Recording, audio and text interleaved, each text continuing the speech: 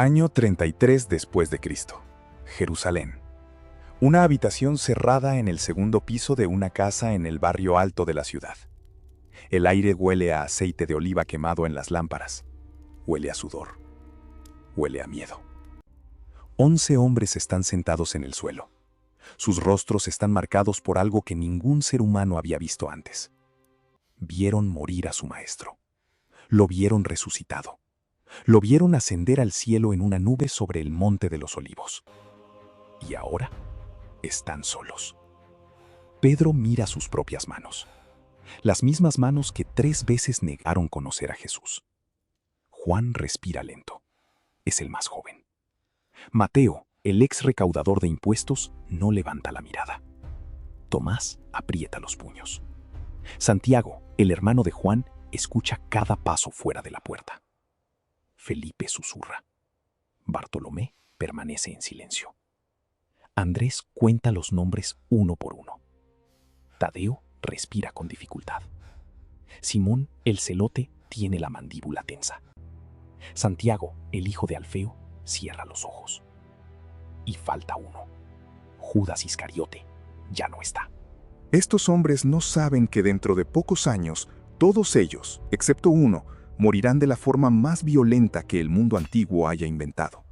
Crucificados, decapitados, apedreados, despellejados vivos, aserrados por la mitad, lanceados, quemados. Y cada uno irá a un rincón distinto del mundo conocido. Lo que les ocurrió después de Pentecostés es una de las historias más brutales, más documentadas y más silenciadas de la historia cristiana.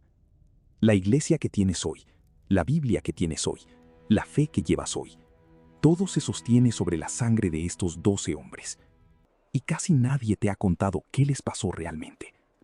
Hoy vas a saberlo. Comencemos por el principio. Pentecostés. Hechos capítulo 2, versículo 1. 50 días después de la resurrección de Jesús, los apóstoles están reunidos en aquella misma sala alta. Y entonces ocurre lo imposible. Un sonido como de viento recio llena la casa. Lenguas como de fuego se posan sobre cada uno de ellos.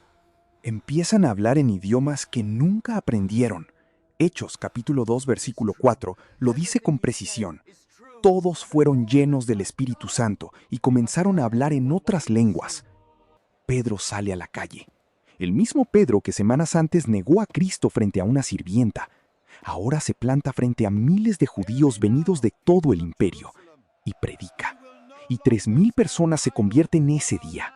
Hechos capítulo 2 versículo 41. Ese fue el comienzo, pero también fue la sentencia de muerte de cada uno de ellos. Detente un momento. Piensa en lo que acabas de escuchar. 12 hombres comunes, pescadores, cobradores de impuestos, campesinos, sin ejército, sin dinero, sin escuelas de retórica, sin protección política, lanzados contra el imperio más poderoso que el mundo había visto. Y lo cambiaron todo. Esto no es historia antigua. Esto es la base sobre la que se construyó tu fe. Cada palabra que lees en el Nuevo Testamento, cada doctrina que predican en tu iglesia, Cada bautismo, cada cena del Señor, todo eso te llegó porque 12 hombres dijeron que sí, cuando sabían que decir que sí significaba morir. Aquí está lo que casi nadie dice en voz alta. Esa decisión costó vidas reales, cuerpos reales, sangre real. Sigamos. Pedro, el apóstol al que Jesús llamó la roca. Mateo capítulo 16, versículo 18. Después de Pentecostés, Pedro se convierte en el rostro visible de la iglesia en Jerusalén. Predica, sana, es encarcelado, es liberado por un ángel. Hechos capítulo 12. Pero su historia no termina en Jerusalén. Los registros de Eusebio de Cesarea, en su Historia Eclesiástica del siglo IV, junto con los testimonios de Tertuliano y Orígenes, confirman que Pedro viajó por Antioquía, por Asia Menor, por Corinto, y finalmente llegó a Roma, la capital del imperio. Año 64 después de Cristo. Roma arde. El emperador Nerón culpa a los cristianos. Comienza la primera persecución imperial documentada. Tácito, historiador romano nada amigo del cristianismo, describe en sus Anales, libro 15, capítulo 44, cómo los cristianos eran cubiertos con pieles de animales y arrojados a los perros, crucificados, quemados como antorchas humanas para iluminar los jardines del emperador. Pedro fue arrestado en esa persecución. Y aquí está el detalle que la mayoría nunca te cuenta. Cuando lo llevaron a la cruz, Pedro pidió ser crucificado cabeza abajo. La razón la registran Orígenes y Eusebio. Pedro dijo que no era digno de morir de la misma forma que su Señor. Lo clavaron al revés. La sangre fluyó hacia su cabeza. Sus pulmones se aplastaron por su propio peso. Murió mirando al suelo de la colina del Vaticano. El pescador de Galilea murió bajo el sol de Roma. Andrés, hermano de Pedro, el primero en seguir a Jesús, según el Evangelio de Juan, capítulo 1, versículo 40. Después de Pentecostés, las tradiciones más antiguas registradas por Eusebio y por el historiador Hipólito de Roma señalan que Andrés viajó hacia el norte. Predicó en Escitia, en las regiones del Mar Negro. Llegó a Bizancio. Atravesó territorios que hoy corresponden a Ucrania, Rumanía, Georgia. Años 60 después de Cristo aproximadamente. Llegó a la ciudad de Patras, en la provincia romana de Acaya, en lo que hoy es Grecia. Allí predicó. Allí convirtió a la esposa del procónsul romano Egeas, y allí firmó su sentencia de muerte. Egeas lo arrestó, lo condenó a la crucifixión. Pero según los Hechos de Andrés, un texto antiguo conservado por la tradición de la Iglesia primitiva, Andrés pidió no ser crucificado en una cruz como la de Cristo. Pidió una cruz en forma de X, una cruz aspada. Lo ataron, no lo clavaron, para que la agonía fuera más larga. Andrés colgó de aquella cruz 2 días enteros, y mientras agonizaba, predicaba a la multitud que se reunía. Le ofrecieron bajarlo. Lo rechazó. Murió predicando. Esa cruz aspada hoy aparece en la bandera de Escocia. Andrés, el pescador del lago de Galilea, terminó como símbolo de naciones que jamás conoció. Santiago el Mayor, hijo de Zebedeo, hermano de Juan, uno de los 3 del círculo íntimo de Jesús junto con Pedro y Juan. Estuvo en el monte de la Transfiguración, estuvo en el huerto de Getsemaní. Hechos capítulo 12, versículo 2 lo dice con una brevedad escalofriante. El rey Herodes Agripa I mató a espada a Santiago, hermano de Juan. Año 44 después de Cristo. Santiago fue el primer apóstol en morir como mártir, el primero en sellar con sangre el nombre de Cristo. Clemente de Alejandría, citado por Eusebio en su Historia Eclesiástica, libro 2, capítulo 9, añade un detalle que la Biblia no registra. El soldado que llevó a Santiago al lugar de la ejecución se conmovió tanto al ver su valentía que se declaró cristiano allí mismo. Fueron decapitados los 2 juntos. Una espada. 2 cabezas, el mismo día. El hijo del trueno cayó en silencio. Juan, el hermano menor de Santiago, el discípulo amado, el único de los 12 que no murió mártir, pero no porque escapara del sufrimiento.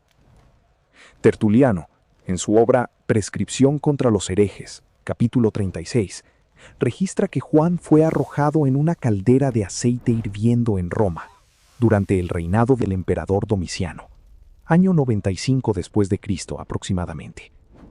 Y según el testimonio de los padres de la Iglesia, Juan salió ileso del aceite.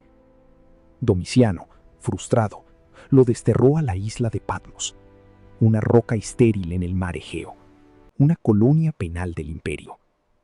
Allí, en el exilio, anciano, solo, con el cuerpo marcado por el aceite y los años, Juan recibió la visión más impactante de toda la Escritura. Apocalipsis capítulo 1, versículo 9. Yo, Juan, vuestro hermano y copartícipe vuestro en la tribulación, estaba en la isla llamada Patmos. Juan murió de viejo en Éfeso. Probablemente alrededor del año 100 después de Cristo. el último testigo ocular de la resurrección, el último que había visto el rostro de Jesús con sus propios ojos. Cuando Juan cerró los ojos por última vez, una era terminó. Felipe, no el evangelista de Hechos capítulo 8, sino el apóstol que aparece en el Evangelio de Juan capítulo 1 versículo 43. Después de Pentecostés, la tradición preservada por Polícrates de Éfeso, citado por Eusebio, indica que Felipe predicó en Frigia, en lo que hoy es Turquía central. Llegó a la ciudad de Hierápolis, una ciudad de aguas termales, de templos paganos, de sacerdotes de la diosa serpiente. Felipe predicó allí, convirtió a multitudes, enfrentó a los sacerdotes paganos, y los gobernantes de la ciudad lo arrestaron. Lo crucificaron cabeza abajo, como a Pedro, pero a Felipe, según las tradiciones más antiguas, lo atravesaron además con ganchos de hierro a través de los muslos para colgarlo de un poste. Mientras agonizaba, seguía predicando. Su tumba fue descubierta por arqueólogos italianos en el año 2011, en las ruinas de Hierápolis. La piedra, la inscripción, el testimonio físico. Felipe estuvo allí. Felipe murió allí.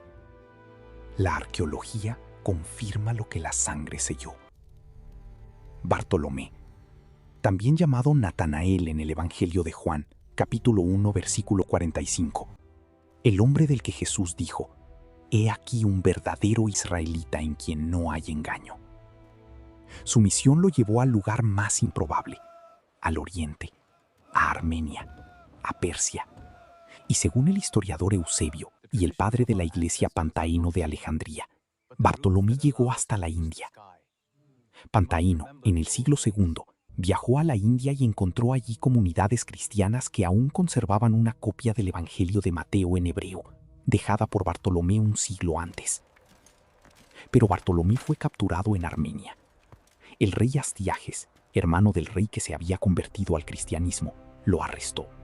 Y aquí, la historia se vuelve casi insoportable. Lo despellejaron vivo.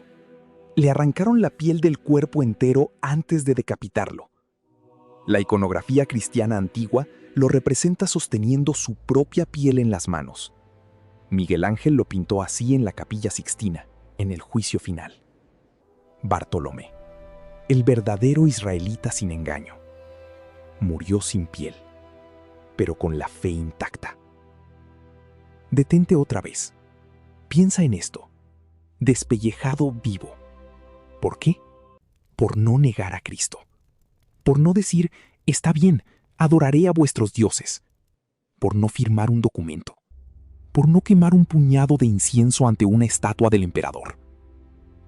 Tú vives en una época en la que decir el nombre de Cristo te puede costar, en el peor de los casos, un comentario incómodo en una reunión. Tú tienes una Biblia entera al alcance de tu mano. Tú puedes orar sin esconderte. Tú puedes leer el Evangelio de Juan en voz alta sin que nadie venga con una espada. Y todo eso lo tienes porque hombres como Bartolomé prefirieron morir sin piel antes que callar. Esa es tu herencia. Eso es lo que llevas dentro. Si esta historia te está llegando al alma, hazme un favor. Escribe en los comentarios la ciudad y el país desde donde estás escuchando. Quiero saber hasta dónde está llegando este mensaje. Y comparte este video con esa persona que sabes que necesita recordar de qué tamaño fue el precio de su fe. No lo dejes para después, hazlo ahora. Sigamos. Mateo, el recaudador de impuestos, el despreciado, el que estaba sentado en el banco de los tributos cuando Jesús pasó y le dijo: «Sígueme». Mateo capítulo 9, versículo 9. El hombre que escribió uno de los 4 evangelios, el que llevó la voz de Cristo al pueblo judío con autoridad escrituraria.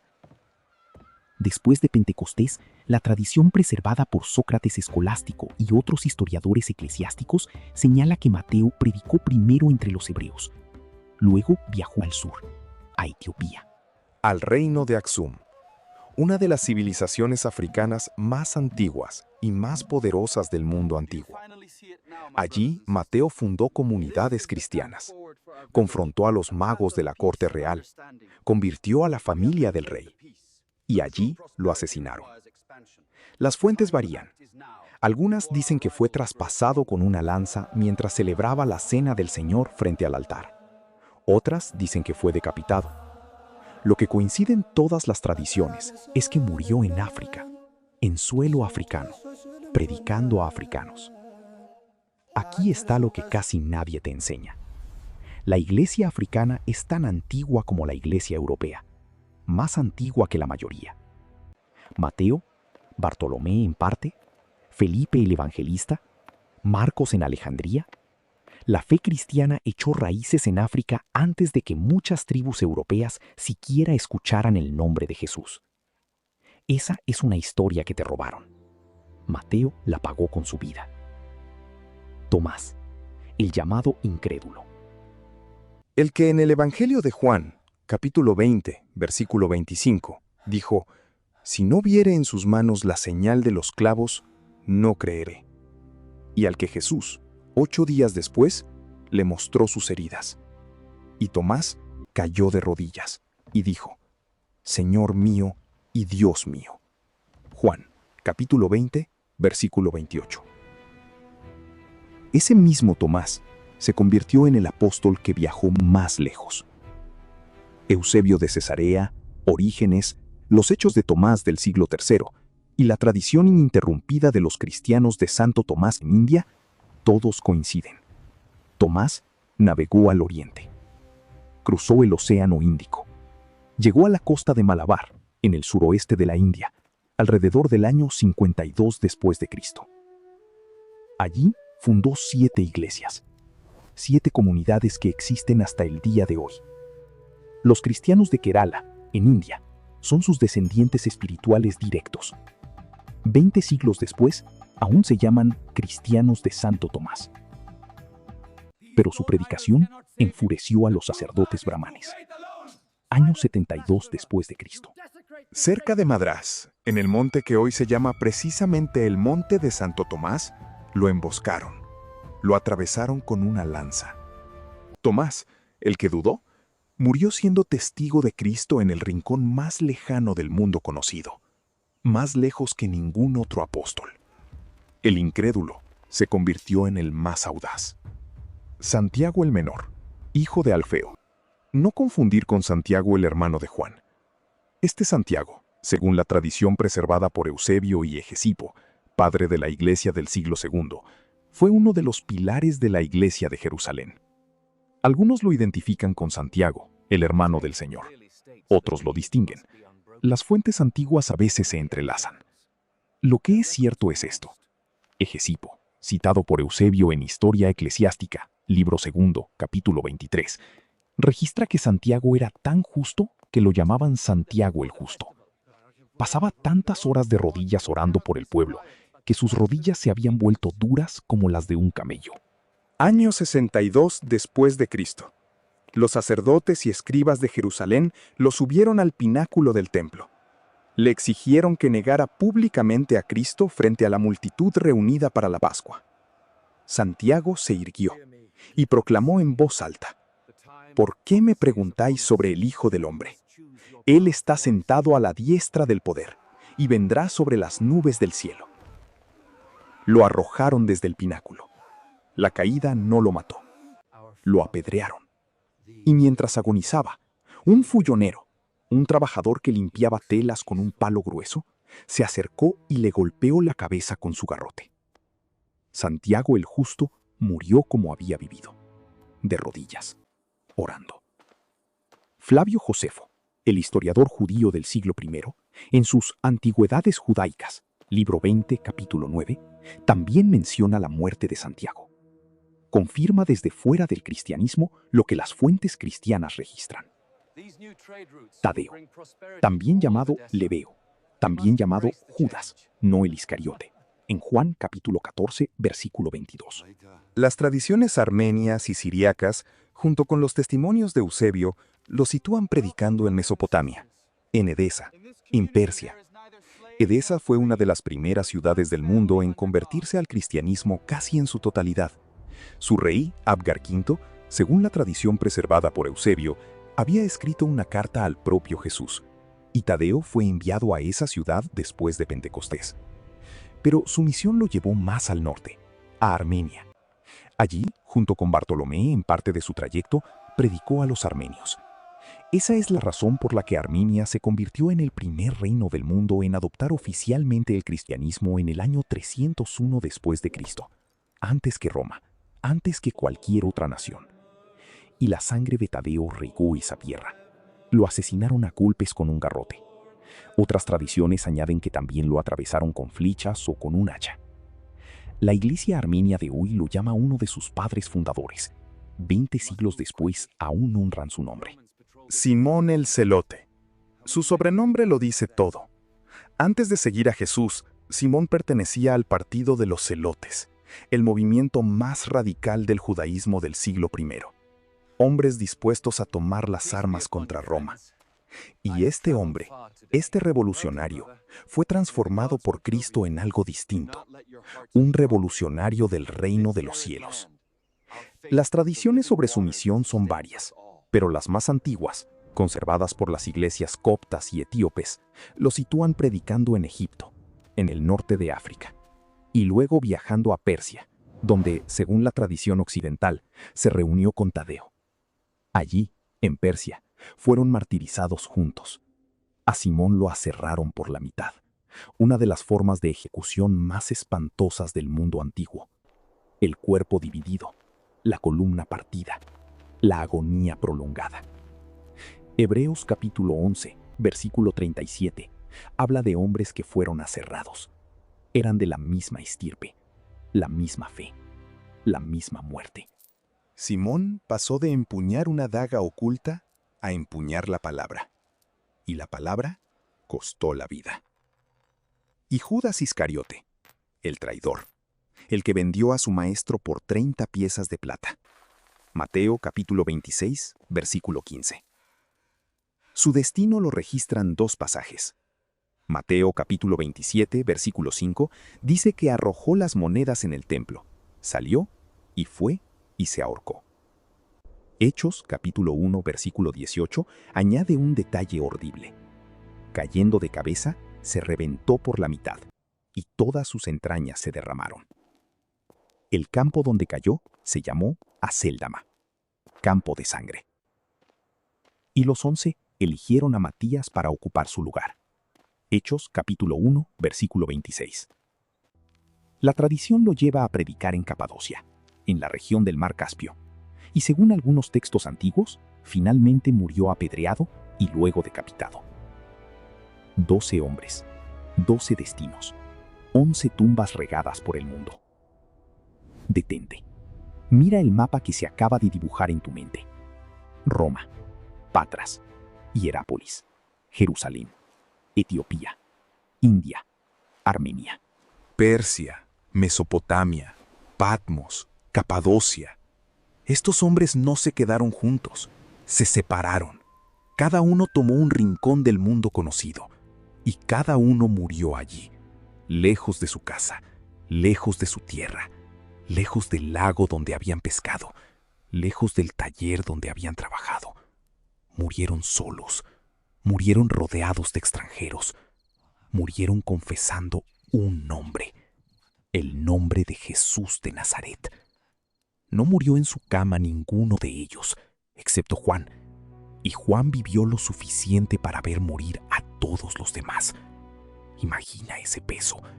Imagina envejecer recordando rostro por rostro a los hermanos que ya no están. Aquí está la pregunta que te quiero dejar grabada. Si todo lo que predicaron hubiera sido una mentira, ¿quién muere así por una mentira que él mismo inventó? 11 hombres, 11 muertes brutales, 11 oportunidades de retractarse, y ninguno se retractó. Eso no es fanatismo, eso es testimonio. Eso es haber visto algo que no se puede dejar de ver. Eso es haber tocado las heridas de un hombre resucitado. Si has llegado hasta aquí, suscríbete a este canal. No por mí, por ellos, por los 12, para que su historia siga llegando a quien necesita escucharla. y deja en los comentarios el nombre del apóstol que más te impactó. Quiero leerlos uno por uno, porque tú también eres parte de esta historia, no como espectador, como heredero. La sangre de aquellos hombres pavimentó el camino sobre el que se construyó tu fe. Cada vez que abres una Biblia, los estás escuchando. Cada vez que oras en el nombre de Jesús, estás caminando sobre el suelo que ellos regaron. Cada vez que un creyente en cualquier rincón del mundo confiesa que Cristo es Señor, esa confesión llegó porque 12 hombres se negaron a callar. Y ahora, la pregunta cruza los siglos y aterriza en ti. ¿Qué vas a hacer tú con la fe que ellos te entregaron a precio de sangre? ¿La vas a guardar como un objeto en una vitrina? ¿La vas a tratar como un pasatiempo de domingo? ¿O la vas a llevar como ellos la llevaron, hasta el final, sin negociar, sin esconderse, sin avergonzarse? Inclinemos la cabeza. Padre nuestro que estás en los cielos, en el nombre de Jesucristo tu Hijo, te damos gracias por la sangre de los apóstoles. Te damos gracias por Pedro crucificado cabeza abajo, por Andrés colgado de una cruz a espada, por Santiago decapitado, por Juan exiliado, por Felipe atravesado, por Bartolomé despellejado, por Mateo asesinado en África, por Tomás lanceado en India, por Santiago el menor apedreado, por Tadeo golpeado hasta morir, por Simón aserrado por la mitad, por Matías que cerró el círculo. Padre, danos un poco de esa misma fe, un poco de ese mismo valor, un poco de esa misma fidelidad. Que no neguemos tu nombre cuando llegue nuestra prueba, por pequeña que parezca al lado de la suya. En el nombre de Jesús. Amén. La fe verdadera no se mide por lo que dices que crees. Se mide por lo que estás dispuesto a perder por aquello que dices creer.